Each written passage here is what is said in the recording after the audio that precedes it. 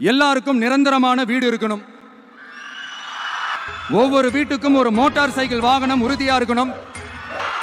காரும் தான் லட்சியம். அதுக்கான வசதி வாய்ப்பை உருவாக்குற அளவுக்கு பொருளாதார வளர்ச்சிக்கு வழியை உண்டாக்கணும்.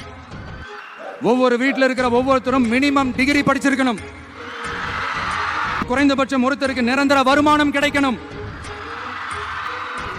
அதுக்கான வேலை வாய்ப்பை உருவாக்கணும். அதுக்கு தகுந்த மாதிரி கல்வியில பாடத்திட்டத்தில் சீர்திருத்தம் செய்யணும்.